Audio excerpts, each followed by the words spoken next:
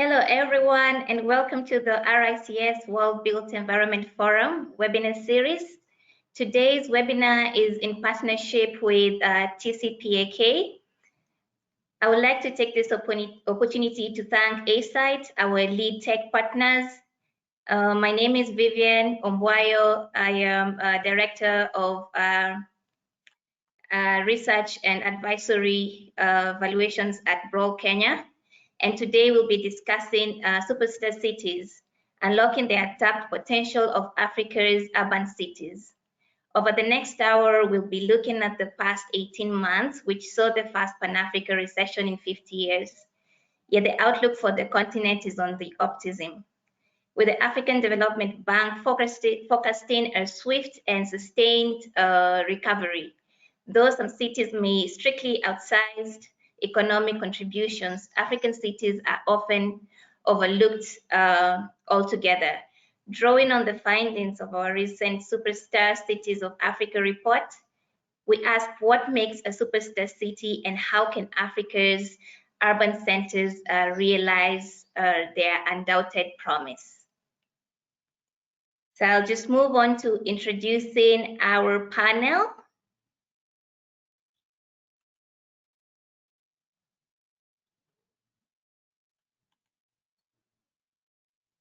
Can we just have their webcams on? Thank you.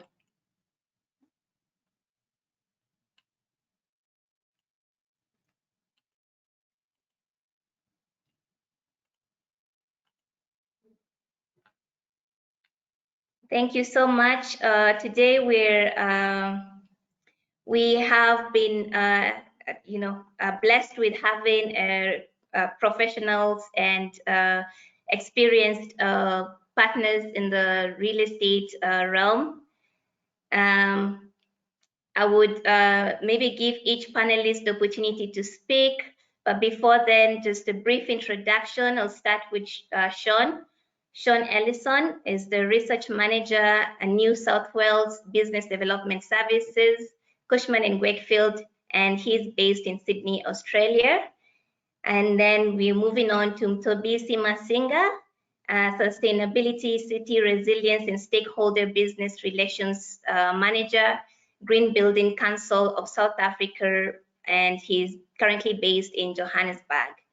And based here in Nairobi with us, we have Elizabeth Wangeshi Chege, and she is the CEO, Web for Planet, and Vice Chair, World Green Building Council. We have Jemima Gathumi, Senior Manager, Capital Markets FSD Africa, and we have Professor Jason Mochache, Director, School of Architecture and Spatial Planning, the Technical University of Kenya, Nairobi, and previously Chief Architect, African Development Bank. And final but not least, we have, oh no, actually, those are the panelists all together. Thank you so much, panelists. Maybe just have a very brief introduction of who you are, and then we'll move on to a presentation prepared to us by Sean. Should I start? Yes, please, Sean, start. Hi, my name's Sean Ellison. I'm the author of the aforementioned report. I'm currently working with Cushman & Wakefield in Sydney, Australia. Prior to that, and when I wrote the report, I was an economist with the RICS, based in both Singapore and Sydney. Thank you for having me here, and I'm really looking forward to hearing the panelists' sort of expertise in action. So much, Sean. Elizabeth, do you mind going next? Not a problem. So as previously introduced, I'm the Vice Chair of the World Green Building Council, but I'm also Chair of the Africa Regional Network of the World Green Building Council. And I'll give the opportunity for Mtobisi to talk a lot more about what we're doing on advocacy side, discussing about cities, and also pushing towards action on that basis. We are green building councils that are set up across Africa, and we'll be speaking on their behalf on the work we're doing and also what we want to see in Africa and the reference of cities itself. Thank you. Thank you, Elizabeth. I think it's just fair that Mtobisi, you go next. Thank you very much for that. My name is Mtobisi Masinga, and I'm from the Green Building Council of South Africa. And the large chunk of my work is largely with the African Regional Network, as Elizabeth has mentioned, and our most recent group of work that we've been doing, focusing our efforts on, has been in the African Regional Network Manifesto that we've been developed, and it's in its final draft phase. We are, at the stage of adding a bit more flesh to it to align to COP26. There's various other policies. We've got 3 policies that we want to go in tandem with the manifesto, and that's the health and well-being policy, the resources and circularity, and the energy and water efficiency one linked to building codes. It's been a very, very good 3 months of work engaging with the continent, and we look forward to having more sustainable smart cities across the region of Africa and integrating our work in partnership with the African Union. Thank you. Thank you, Mtobisi. Jemima, please. Thanks, Vivian. My name is Jemima Gadhumi. I work for an organization called FSD Africa, which is a specialist development agency that's focused on strengthening and developing financial markets in sub-Saharan Africa. I'm very passionate about the role that finance can play in developing the African continent. I'm particularly focused about the economic, social, and environmental benefits that finance can enable. Right. Thank you, Jemima. And finally, Professor Jason, just a brief intro. Hi, everyone. Thank you very much for inviting us to this great event, which is organized by TCPAK, Kenya. Now, I'm professionally a registered architect and a registered planner in Kenya. I'm also an educationist, having taught planners and development managers in the region for many years before working with the African Development Bank for more than 15 years. And for this reason, I believe that all the cities I visited in Africa and worked there, I saw what was happening and what was not happening. And therefore, in this session, we shall share what has been happening and what failed to happen, especially during the COVID-19 period, which is still ongoing, and what we could do in order to change the face of African cities. Thank you very much. Thank you so much. So we've saved the best for last. Our partners, that is TCPAK, and we've been joined by Mairura Omwenga, the chairman of TCPAK.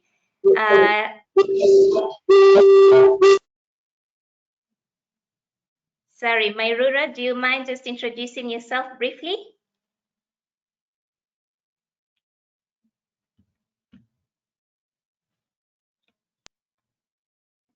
Maybe later there's a problem with the...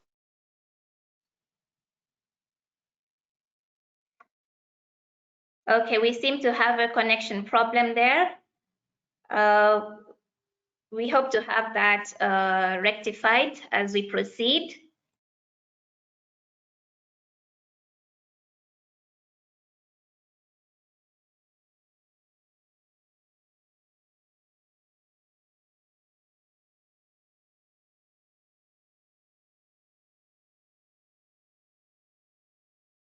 Sorry, I was muted there for a moment.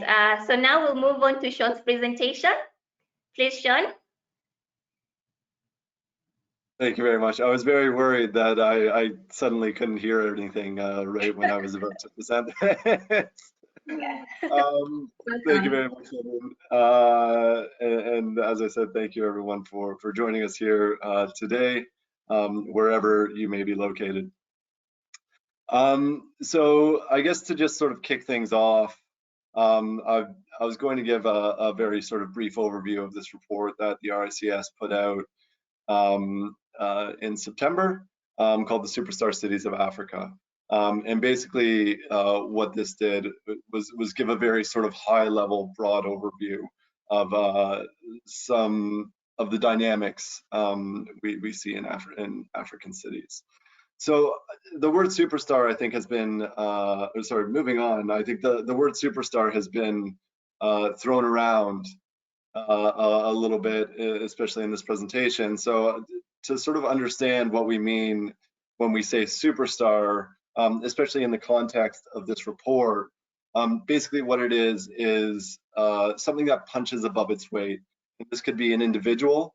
You know, it's very sort of well known in the context of a musician or a movie star, you know, being a superstar. But they can also be a company, a sector of the economy, or a region, in this case a city, that account for an outsized share of output. So think about in other contexts is maybe in the US economy, the tech sector accounts for a large share of output, but not that they don't actually employ that many individuals in the sector.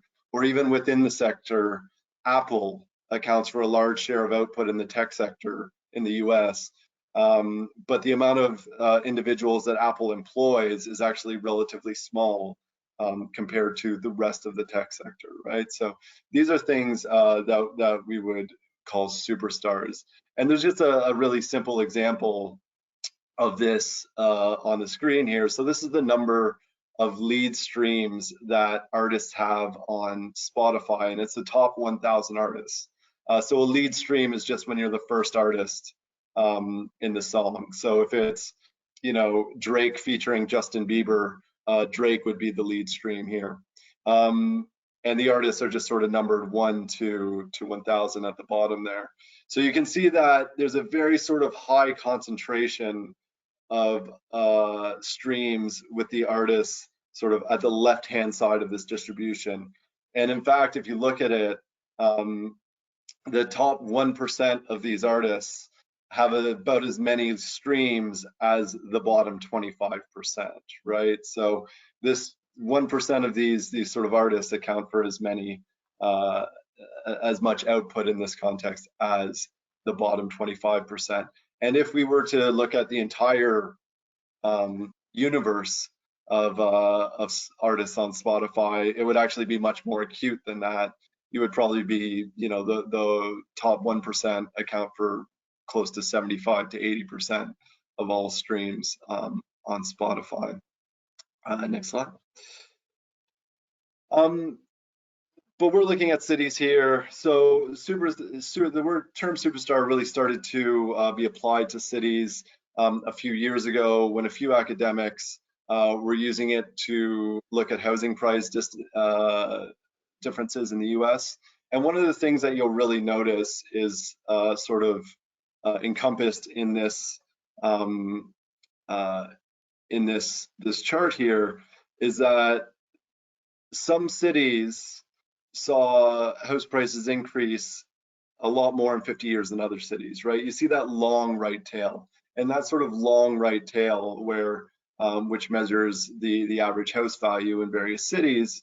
That sort of distribution is really characteristic of a superstar effect. When you have a small cluster that is just either making or producing much more than sort of the rest of it. So what we tried to do is try to account a measure of this for cities, and we did that by building this superstar city statistic. And basically all it does is take a city's share of national output and divide it by its share of national population. And I go into more detail into it in the report and how it isolates sort of these local factors. Because one of the things that is very difficult when you're trying to judge a city is, you know, you have to separate sort of the national factors like the national legislation, security, all that stuff from what the city itself can actually control. So this, to an extent, does that. And I won't go into too much detail here, but if you're interested, I'd encourage you to read the report.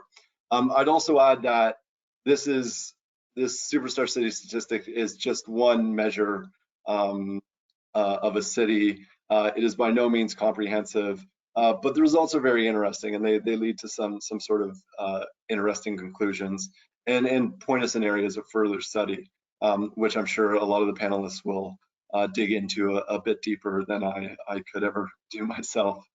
Moving on.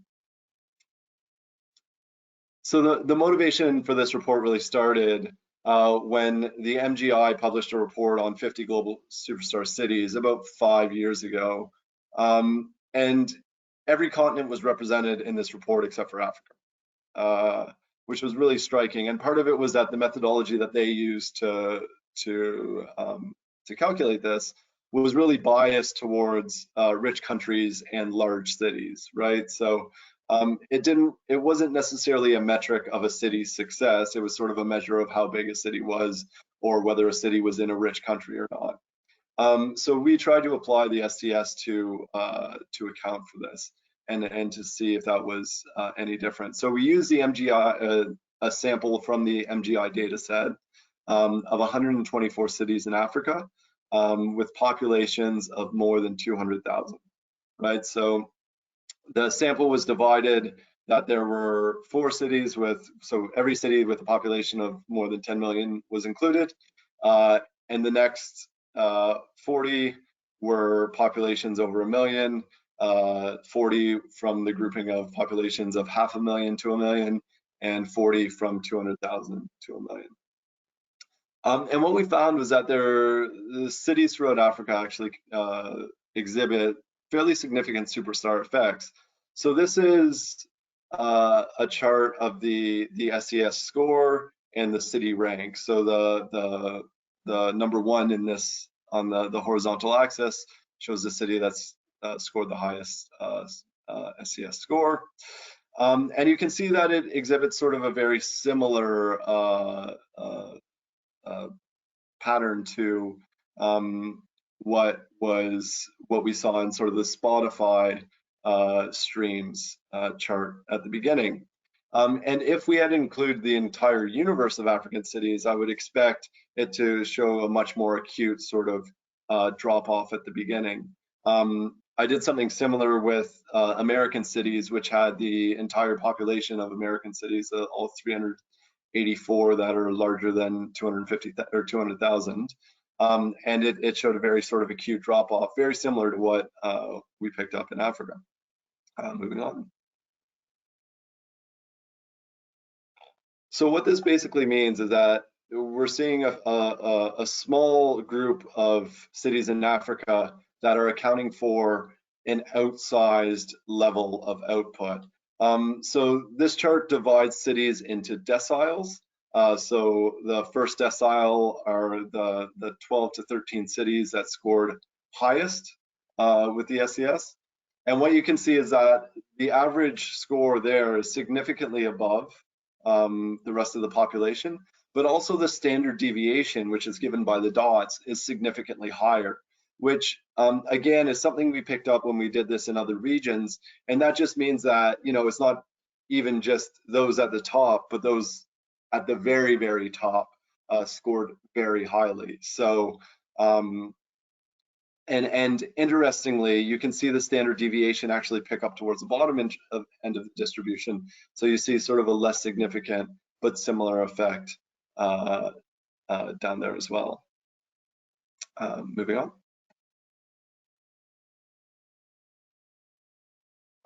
So I guess the big question is what really contributes to this. And you know, this paper discusses a lot of sort of the sort of observations from the data set, and it very sort of briefly highlights some of the things we looked at when we were looking at, okay, so you know, there's this very skewed distribution amongst African cities. Why? So it seems that there is some correlation between population and a city's sort of relative output. but it's not as strong as you may think, right? So 23% of large cities were in the top decile, and 25% of the smallest cities were in the bottom decile. But as you can see by this chart, which looks at population percentile against the SES percentile, it's by no means deterministic, right? You can see in the bottom right of the corner, or bottom right of the graph here, that there were some very large cities that actually scored very poorly, that produce less output than you would expect given their size. Whereas, you know, especially in the middle of the chart was where we saw some of the cities that scored highest on this.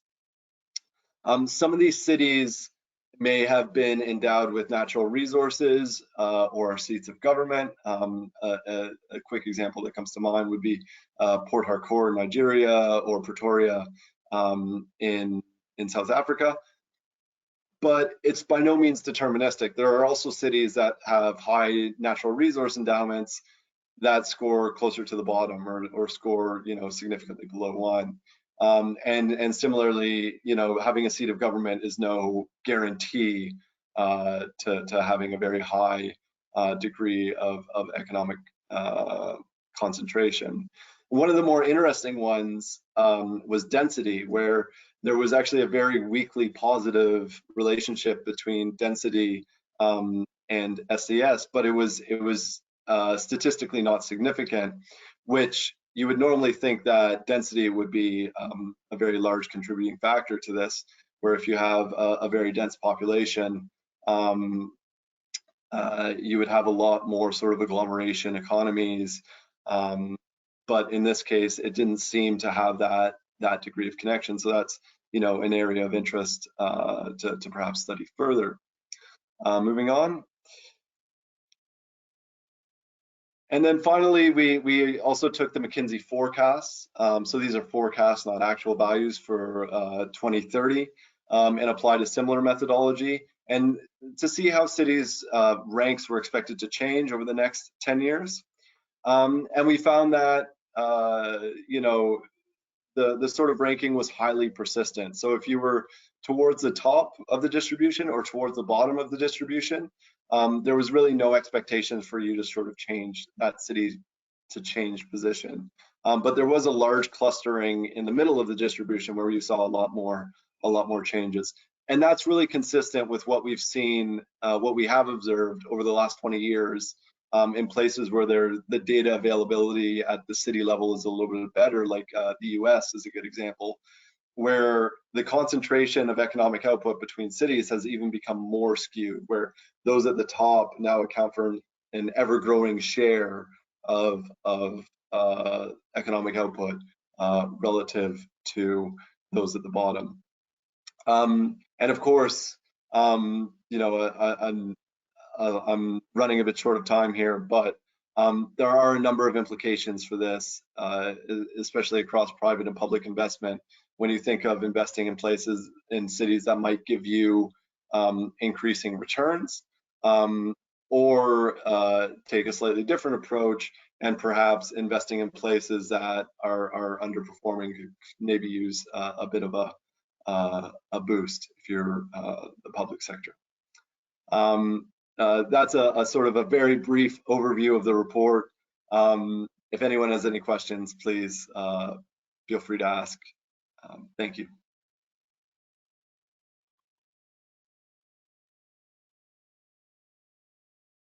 Thank you so much, Sean. That was very interesting. I think the part that I picked up is that population, natural resources, governance, and density might actually have significance, varied levels, different levels of significance to a city's outlook. So that's very interesting.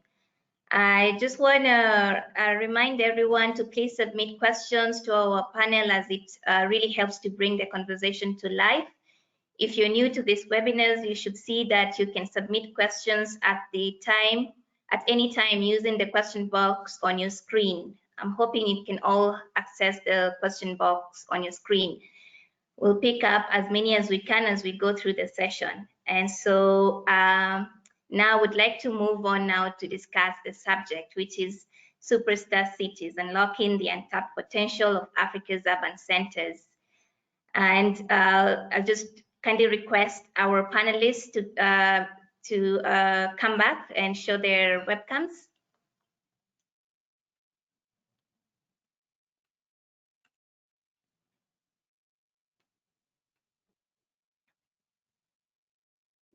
Thank you so much. I think I'll start with Jason, Professor Jason.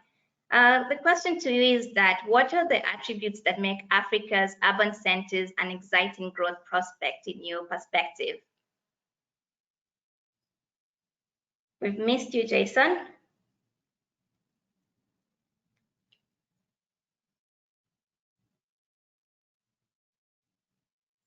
Give him a moment.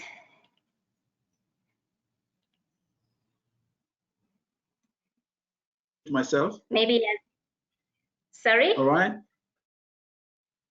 I'm okay Professor now? Jason? We're not able to see you. Yes, much better. Okay. Yes. Thank you very much, Vivian. And I want to thank Sean for that very interesting analysis of what has been called super cities. Now, the superstar cities, as I can see that terminology, it gives us another way of refocusing our thinking. How do we invest in our cities in Africa? How would investment be directed in the various cities that we consider to be attractive to investment? But before I look at that report in detail, I want to give an overview what I see as the attributes that make African centers exciting for prospects. Now, I have to start by saying that Africa is not homogeneous. It is one of the most diverse continents, if you want to see it that way, but we can pick some commonalities when we look at cities. I've lived in Northern Africa, and the cities in North Africa are not new cities. They have been there for many years. But the cities in sub-Saharan Africa, some of them are just about 100 years old, or even far much less, but they have got populations which have gone far beyond 1 million. You go to Southern Africa, the cities were reorganized based on a different system of growth, for example, in South Africa. Now, this different system of growth made them divided cities. You can find in each city, you find what you call city A and city B. Today, I will not go into the politics of city A and city B, but these are dichotomies which are very clear when you address cities in Southern Africa, for example. Now, this is also evident in the colonial cities that are in sub-Saharan Africa. But in Northern Africa, the cities have translated over a longer period of time. For example, cities in Egypt, cities in Tunisia, cities in Morocco, they are slightly different and have jumped out of the colonial system and evolved what you would call a buoyant economy, which is based on the Mediterranean connections, which are very close to Europe. So that gives us some kind of differences. Now, today, my discussion would hinge much more on the cities that were mentioned in this report, which you want to call super cities or superstar cities. I'll start by the city where I am speaking from, Nairobi, a colonial city up to 1960s, then turned into an independent country city, which then led development of a country called Kenya. Now, during this period, the city of Nairobi, which has been mentioned as one of the superstar cities, has moved from a population of less than 400,000 people. We are now looking at a city which is over 4 million people. Now, that is mega growth in less than 60 years. And therefore, the challenges that are there would be evident, but the opportunities are also there. So I ask the question, what is the potential of that city? The potential is people, because in that population of 4 million, you have a pyramid which is wider at the bottom, telling you that it's a youthful city. So what is the potential of the youth? This is labor in the making, or it has already been turned into skilled labor.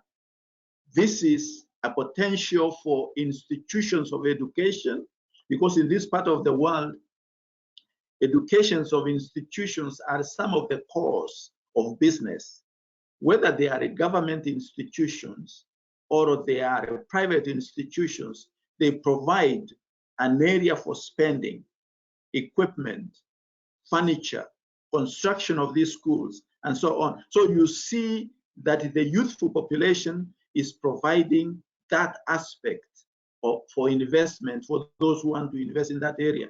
But looking at the middle level age groups, then you are talking about the labor force. But where is the labor force working? And now that creates a potential and a challenge, because potentially we have labor that is available to provide support for the growth of the city. But at the same time, we have a challenge that a large population of this is not employed and has not created jobs which can engage them meaningfully. And therefore, there is a large group which has to be managed by the security of the city.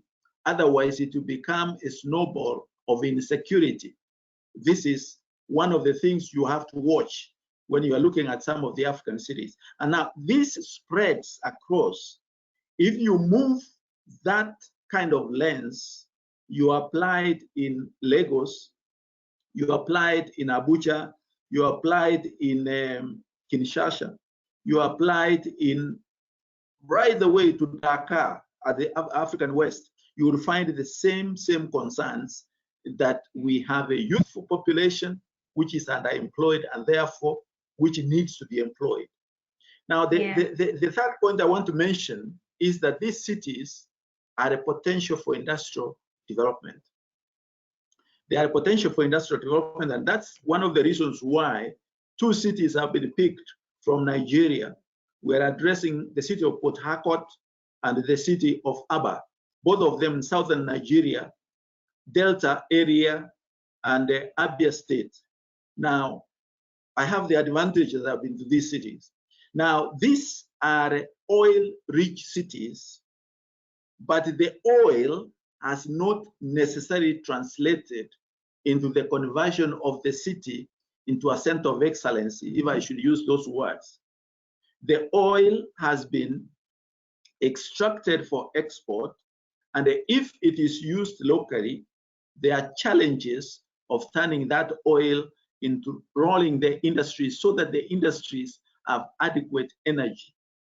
This is the area where you find, again, a population which is business intensive. Every Igbo man, these are the people around Port Harcourt, is a business person. I don't only mean Igbo man, but every Igbo human being, including women, they are tuned for business, and therefore they give a culture of the city which can grow even further than it has grown if only the systems were organized. And therefore, I need to touch a little bit about the organizational structures of these superstar cities. If only the governance and the management structures would be reorganized slightly, this would be centers of excellence for investment and for production. Now, so as I look at the industries which are supporting these cities or which these cities support, there is a weakness in the sense that Pretoria, which is close to Johannesburg, the center of gold mining, has grown as an administrative city rather than as an industrial city. Then I think this is specifically because of the history of that city. It is one of those cities which is now struggling to move as fast as possible in terms of real estate investment in order to attract the population from Johannesburg, the biggest city in Southern Africa, into that area, so that they can enjoy this passive, the areas that are available. And lastly, I want to say that these are cities which are close to wonderful natural resources. Tourism has been one of the attraction for cities in Africa. The COVID-19 affected tourism and therefore almost turned these cities into ghost towns.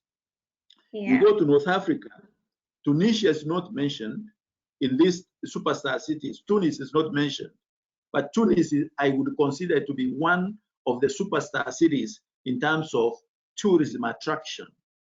Having enticed the entire world to know that they have 700 hotels where you can come and relax, and therefore in summertime, Europe basically moves to that area because of tourism. They have no oil, just like Nigeria, but they have realized that they can work on tourism. Nairobi has got a national park right in the city.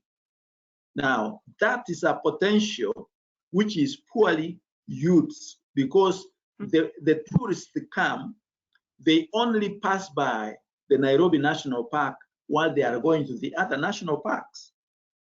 Now, if only there were facilities that could attract this population of tourists and maintain them, then there would be more resources dissipated in Nairobi. Now, yes, I agree with you, Professor. So if time is running, I'll hold it at that point. Then I end by saying that the strategic plans of these cities have been developed and they are being geared towards attracting other centers of excellence, like in satellite towns, like what is happening in Nairobi, the concerts, and every one of these cities is trying to see that the old center does not stop development from coming by opening in new areas which are better planned and where more investment could be placed. Thank you so much. Yes, I think also just adding on to what Sean's presentation on governance and natural resources, there's another aspect that is very important that you brought up, and that is labor capital. I think that's also something that needs to be considered when considering the superstar cities of Africa. I'm just going to move on to the next question, and I would like to pose this to Elizabeth. Elizabeth, please, urban sectors are well established as the primary engines of growth. To what degree is this potential untapped in Africa's cities? Thank you for that question, and thank you for the pertinent points raised by the speaker, Professor. Totally agree with you on many of those points put across. Now, the potential itself, and where I'd like to start this conversation, is first of all, the reference, the definition of cities. So for example, coming from the whole discussion about climate resilience, we might have the superstar cities, and from the same report, we see that in 10 years time, by 2030, those superstar cities will still be in the same percentiles. They won't move much. So with the thought process of the age of the cities, and I like that was touched on as well, I'd like to say some of the cities are like 50 years old or even less than that. Do the cities and the governance, do the people know how to take full potential? What we have a lot in African cities is the people trying to get their basic needs met. And something I'd like to, for the people on the call to actually visualize, is the true size of Africa. We have we're talking about a region that can incorporate the USA, Russia, and I think those images are actually on Google. You can actually visualize how many countries fit in Africa. So we've had very limited time, for example, to consider what we want, and this will come up a lot. Have we, first of all, looked at the isolated element around the superstar cities and other cities? So even locally in Kenya, yes, we have Nairobi, and then we have a Konza city coming up. But have we defined what we want in our cities, or are we copy pasting from other cities? So this way, we actually create challenges, and it's very difficult to make to take opportunities to be very radical in disruption in transforming our cities for what we want.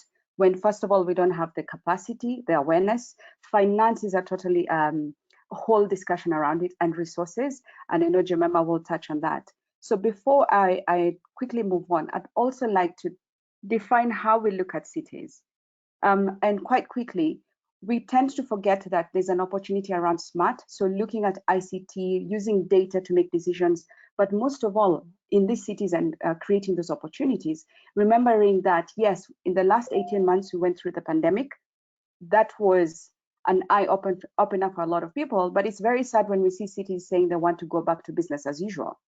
This is a great opportunity, and there was a great learning process when we talk about cities and we talk about, carbon emissions, health and well-being, resource circularity, and youth and industrialization is a very big element on this. But over and above all this, we forget cities are for people, not people for cities. Especially in Africa, we have the cultural element and cultural aspects that have to come into consideration. So when we're looking at these opportunities, the people in the position to support that, maybe the public sector supported by the private sector, I don't think there's enough skills awareness and radical urgency to actually take those opportunities. We're just stuck in a rat race of business as usual. Thank you. Yes, thank you so much, Elizabeth. I think also the other aspect I like that you brought up is the smartness and sustainability of these cities, other than just having to make them, profitable or with positive outlook. I think sustainability is one of the aspects that we need to take into consideration. So Jemima, I'll be moving on to the next question, and I'll pose this to you. What investment models can best help Africa's urban centers achieve their growth ambitions?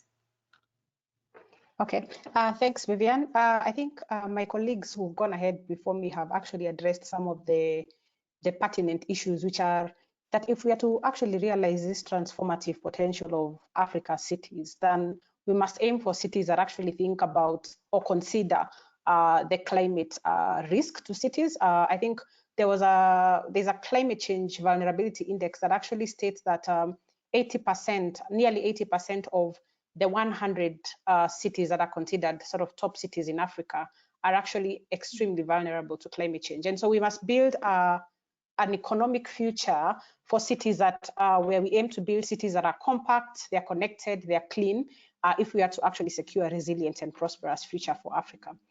Now, the investment needs for financing urban cities are actually quite significant. FSD Africa partnered with an organization called the Coalition for Urban Transitions. Recently, we launched a report in September on financing Africa's urban opportunity. And that research showed us that the investments required to actually build the kind of cities that we want in Africa, which are clean, connected, compact, and resilient, is quantified at, we did actually a survey of an economic model that looked at 3 countries, so Ethiopia, Kenya, and South Africa.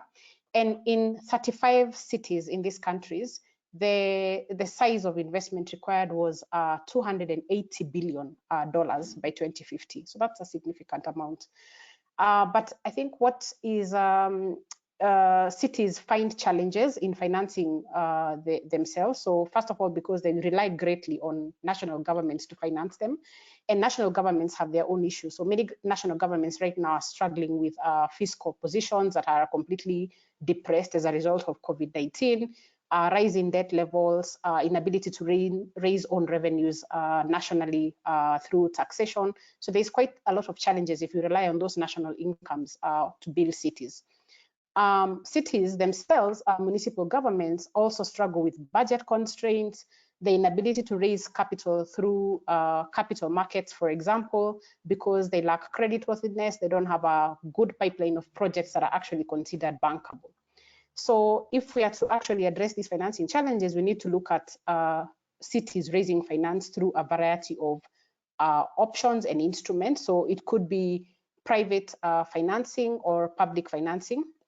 So there's already a lot of, there's already significant public finance that finances infrastructure in Africa. So whether it is through bilateral and multilateral development finance institutions, which have lines of credit or lending facilities, or whether it is using private finance. So like, for example, cities going to capital markets to raise finance for cities. Now, unfortunately, in Africa, very limited cities have been able to actually raise finance through capital markets. I think I can speak about Cape Town and Johannesburg that have been able to raise bonds, green bonds through the capital markets.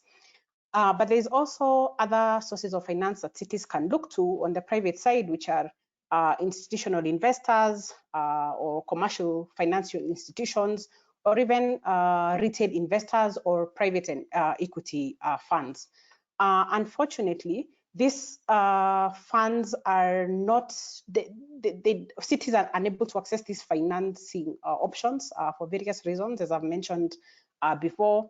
And so it becomes an issue of looking at all the sources of finance that can be available to cities and making sure that it's a variety of instruments that will actually meet that financing need. Now, there's a place for concessional finance models. So you'll see some cities will finance themselves through grant capital or interest-free loans, or what we like to call returnable grants. But there's also the opportunity for blended finance instruments, which are, we're either talking about blending instruments that combine debt and equity, or use of catalytic capital. So when development finance institutions, for example, invest in concessional ways to mobilize additional private capital or commercial finance. And so development finance institutions can provide, for example, grant-funded technical assistance to help prepare projects, or to help design facilities that can invite additional capital, or perhaps even deploying risk management instruments such as guarantee or credit enhancement mechanisms to de-risk investments. Now, concessional and catalytic finance is actually an important one for Africa because most infrastructure investments tend to be long-term in nature, and the ability of users in Africa to actually pay for services tends to be limited. We have high poverty levels, so that tends to be a sort of a stickier or thornier issue in Africa. And so there is a place for blended concessional and catalytic finance.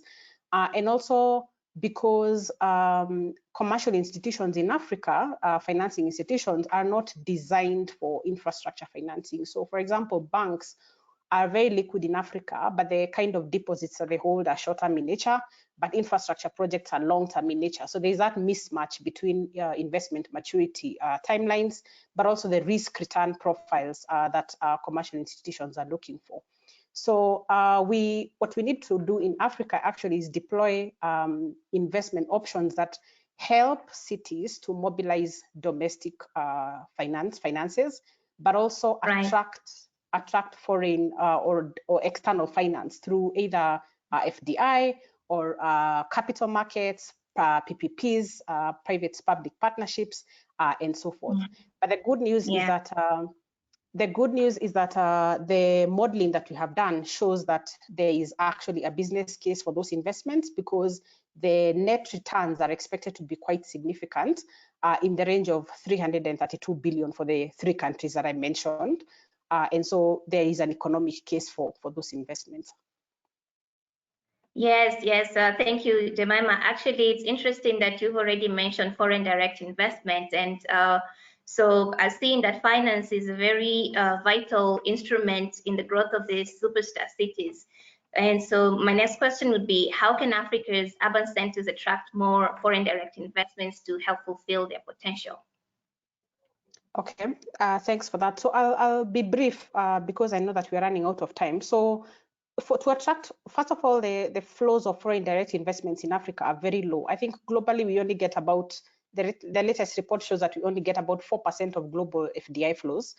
In some reports, it's actually as low as 2%. So the FDI flows in Africa are quite low. In Kenya, for example, FDI as a percentage of GDP in 2019 was just 1.4%. In South Africa, it was 1.5% in the same year. And FDI flows have actually contracted because of COVID, and FDI flows generally across the globe are contracted, but in Africa, they actually fell by 16% in 2020. So if we are to attract FDI flows, we must address issues that increase risk for investors, for foreign investors, the cost of them doing business, but also the ability for them to exit from their investments when they want to exit. So to address those things, we must sort of tackle it at the national level, but then at the city level, there must also be things that we do for cities to be able to attract FDI. So at the national level, we need to think about our macroeconomic situation. So for example, we need to, I mentioned that our fiscal positions are quite depressed. So we need to consolidate those fiscal positions, address issues like interest rate risk and currency risk that are important for investors to make sure that they're able to realize returns, predictable returns on their investments. And then we also must think about how we build the institutional and regulatory reform that enables FDI flows. So whether it's enabling legal frameworks, thinking about judicial enforcement, enforcement of property rights, enforcement of contractual obligations, those kind of things. We must think about the regulatory aspects. But then we must also think about investments. I mean, we have to invest in infrastructure to actually attract investment. So there's a bit of a circular reference there. So we must invest to actually attract investment. And then, of course, my colleague Prof had mentioned about investment in human capital to enhance productivity in the continent. But at a city level, we must also make sure that we are developing financial markets in Africa so that cities have actually financial markets options to use to raise finance. So let's think about diversifying investment sources. So how can we better leverage, for example, pension assets, which tend to be quite underutilized in countries like South Africa and Kenya, where pension assets are a significant percentage or a sizable portion of GDP. So we must think about how we can leverage those pension assets. But then we must also think about what we can do to address jurisdictional barriers that stop cities from raising finance, either through FDIs or even domestic capital markets. So many cities right now have to rely on national government guarantees to be able to raise bonds, for example, in the capital market. So we must unlock that and allow more fiscal decentralization. But then we must also address all these issues around capacity of cities to actually plan for projects, to implement projects, and as my colleague Elizabeth says, to actually develop policies and plans around how their cities are going to develop. And then we must also improve the creditworthiness of cities, because cities that are not creditworthy cannot attract finance. And right now, I think there are very few cities in Africa that are actually rated with a credit profile. So those issues we must address. And that requires a lot of national coordination between the national governments and the cities to be able to unlock those issues. Thank you so much, Jemima. Yes. I just want to move on to Tobisi, and in just very high level, in your opinion, to realize the superstar cities to realize their full potential, how important is sustainability for Africa's urban centers, just following on what Elizabeth has already mentioned? Sure. I mean, just as a starting point, I think it's very important to understand the issue of non-renewable resources, the issue behind that Elizabeth mentioned as well, the fight that we are constantly fighting, especially in the global south. I think it cuts across Africa. Basic service delivery, you know, we are still fighting the basics. So, you know, when we talk superstar cities, mega cities, cities of the future, we have to keep that in mind. We can have smart, sustainable cities, but with the idea of service delivery in line, right? So we think about rapid urbanization, inexpendable infrastructure, how big are these cities going to be, densification versus unilateral planning where you are going beyond the urban boundary and you are reaching that rural-urban continuum. We need to think about various other, and cities that have a bit of similarities is Kenya Kenya and South Africa have some similarities, especially because we adopted the integrated development plan from Kenya, right? And then we started developing that further enhanced to the NDP and the spatial development frameworks in South Africa, right? Then from a potentials point of view, we need to start looking at how do we then go green in terms of our energy, right? Because that climate clock is ticking. I don't think a lot of people are realizing that. If you have checked that climate clock, it's telling us that we have 7 years, 200 and something odd days until the adverse effects of climate change are no longer reversible. Then we have the Paris Agreement that a number of countries have signed under in terms of responding to. And that is telling us that all new buildings need to be net zero carbon by the year 2030, and ultimately all other buildings, being new and existing, need to be net zero carbon by 2050. And how do we reach this, and why is sustainability important for us? To bridge the gap in service delivery, to have these smarter cities, to have these smarter spaces, because we will ultimately not have cities everywhere in Africa. Some rural areas will continue to thrive. Some peripheral economies will continue to thrive, but we need to have the right enabling environments, the right physical strategies and fiscal strategies in place to empower the people to source the right funding. And ultimately, when we try and adopt some of these mechanisms, especially from a decarbonization point of view, we need to start looking at the certification of buildings, going green, being residential and corporate buildings and industrial buildings, aligning our various policies that we have, more green building policies, align our spatial development frameworks, our environmental management frameworks, and various other policies that lie within a local municipality to talk to the green agenda, or what I like calling the green journey, right? We need to start looking at our climate action plans. What are these saying from a development front? How are we creating investment-friendly situations in our own context, right? Jemima mentioned some key points there.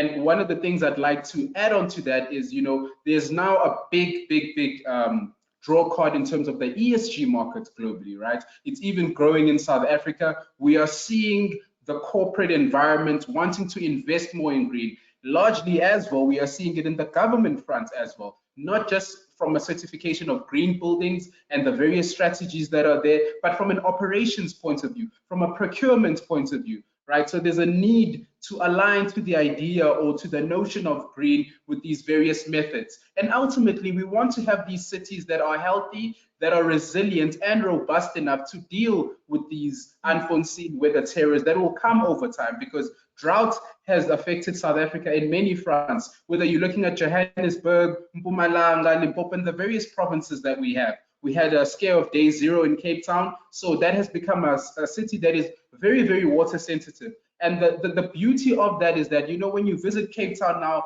even the citizens themselves have become smart citizens. And I'm not saying other citizens are not smart, right?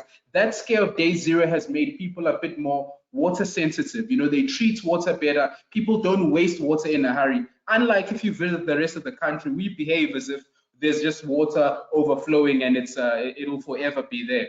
And we don't even realize that most of our water comes from Lesotho. So it's something, it's a lot of these things we need to realize as a country and as citizens globally, right? And the best way to move forward from this, perhaps the best baby steps to take forward in terms of this, is to look at the green recovery, right? We've had COVID. We are still in the pandemic, but we are going through that green transition right now. We're going through the green recovery. We need to upskill our cities. We need to upskill our citizens. We need to better equip our infrastructure. How do we move our infrastructure to have green infrastructure? Because this green infrastructure, through the green recovery, will create green industries and will create green jobs, which will further feed into the circular economy model. Africa has had a thriving informal economic market for thousands of years, right? And it is very different across all the scales in the country. So if we can create models like that, and that feed into one another and that can empower people from the bottom, That is a beautiful model of self-actualization, and people can empower themselves from the bottom in these cities of the futures that are superstar cities. Thank you. Thank you so much, Ntobisi. Very insightful points shared with us. I just want to follow up with Elizabeth. Now that Ntobisi has already mentioned about sustainability and going green, in your opinion, what role is real estate playing in Africa's cities becoming greener? Thank you for that question. Normally I get very surprised when people don't remember that buildings are at the core of their function. We live in buildings, we move from one building to another. In between, we use the built environment. So, apart from nature, what we're creating is real estate. And a lot of times reference on real estate, people think of commercial properties, that's it. But in between, we're functioning as part of the built environment. So the role is 100% net zero carbon, 100% net zero waste. We don't have any other option. A lot of times people say there's no planet B, there's no second Africa either. There is no alternative cities to move away from Africa to other cities somewhere else. So the opportunity here with the role is that we can show that, especially on the finance side, we've said, right, we're at the bottom of the pyramid, we're creating those smart citizens so that they demand their human rights for built environment that actually functions for them, doesn't make them sick. And also all the taxes we're paying, and also being invested in the infrastructure. Every year we have floods, every year we have drought, and people are shocked every year, yet we're not being resilient. One of the questions I keep asking, and I like this platform, is, are the cities actually located in the right place when we consider climate? We already know there's going to be sea level rise. We know there's droughts. We know there's all these issues that have been coming up. We have science behind all this. Why aren't we doing spatial planning again from national level, city level, to actually say, we're starting at zero now. We're starting at zero. We're building better now. And by building better now, it means 100% of the finance that's going to development has to be sustainable development. There's no other option for African cities. So the role is crucial. Thank you. Yeah, it all ends with us. Yeah. So just again, Ntobisi, if Africa urban centers want to accomplish their growth and sustainability goals, what are the most effective and attainable steps it can take in the short term? Sure. And this is basically just transcending from what Elizabeth just mentioned. I mean, I mentioned green recovery. So it's very important that now when we want to achieve these net zero carbon cities, because of course, buildings are the low-hanging fruits in terms of dropping our carbon emissions. So we need to start looking at how are we really building our buildings, right? What sort of materials are we using? We need to have a transition, and that transition is not just building buildings, but it's also from a capacity building and skills transfer. There's a big gap in the markets to upskill people in terms of understanding what sort of materials are we going to need, or are we needing already right now.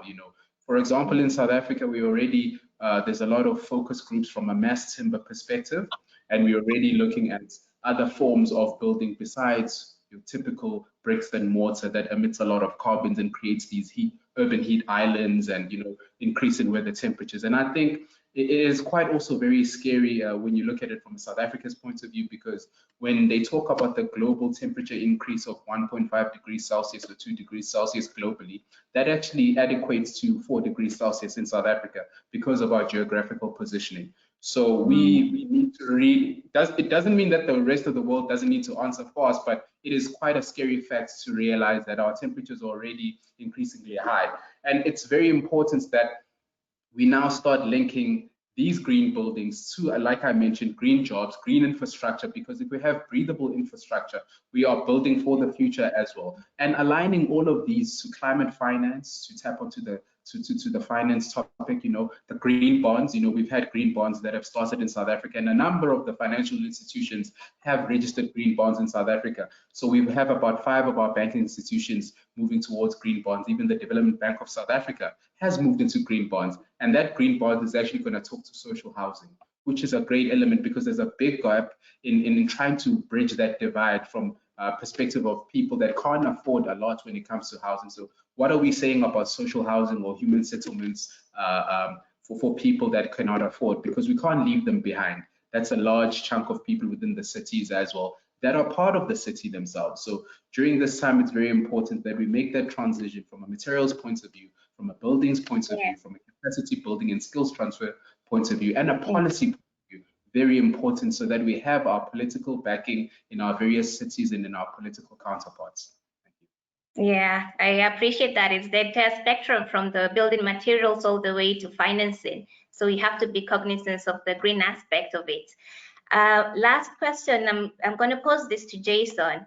In just a few sentences, how have the headwinds of the pandemic and recession affected Africa's cities' growth prospects? Just a very high-level overview. Thank you, Vivian. The pandemic affected everything. It affected not only the city, but it affected the rural environment. So, in a nutshell, since we all lived in cities, most of us who are in this forum, I want to say that the grinding to halt of business in the African cities meant that there was no output, even though there were no, even though there were consumers. There were consumers, but they were not connected to the resources. For a period of about 6 months, basically there was no output going on in most of the African cities. Now, what did this mean? There was an influx of urbanites into the rural areas to escape the scourge of concentration in the urban areas. Now, I can tell you as a practical aspect, this impoverished the rural areas, because ordinarily, when the urbanites move to the rural areas, they go with goods which have either been fetched or they go with money. But this time, those who moved to the rural areas neither had money nor the goods, and therefore they depended on the rural economy to sustain them. But I can say beyond that, this going to rest, or this stopping of industry from production, this you could see properties without tenants. You could see tenants, but who are not paying in the properties where they stayed, and therefore, basically, business went to a standstill. But the most affected, I must say, is the transport sector. The transport sector in most African countries supports a lot of small businesses. It supports also the large businesses. Now, the fact that neither the trains, nor the in-town buses, nor the smaller buses, nor the taxis were in operation, means that there was really a large population which was not able to even afford their daily meal. But I want to say something interesting. Just summarize, like Kenya, just one small thing. Just in Kenya, the existence of the mobile money economy salvaged the situation, because it was possible to trade without having to go to the banks, which were actually closed. And that has been something which needs to be noted, that the coming up of ICT and a strong ICT in the management of the financial sector has been something which was really strengthened during this headwind problem. Thank you so much. Thank you so much, all the panelists, for your valuable insights into our superstar cities in Africa. I think we all have now an understanding and awareness of what really constitutes and makes a city a superstar. I also just want to thank our TCPAK for being our partners for this webinar. Thank you so much. And A reminder that we will be publishing the recording and written summary of the webinar as well as the presentation online. And do please feel free to share those with your professional networks. Please take a few moments to let us know what your thoughts of today's session by completing, there's an online poll which will appear on the screen at the end of this webinar. And also, please do join us for another webinar in the future. We have recently released the, yes, there you go, the WBEF COP26 webinar mini-series. Please see the website for further details. You can also watch any previous webinars that you may have missed in the past. Our thanks again to ASITE, the World Built Environment Forum lead tech partners. Thank you so much. And also the World Built Environment Forum Global Summit will be visiting Dubai as part of Expo 2020 in January 2022. The program will focus on the livable city, agile, healthy, and resilient.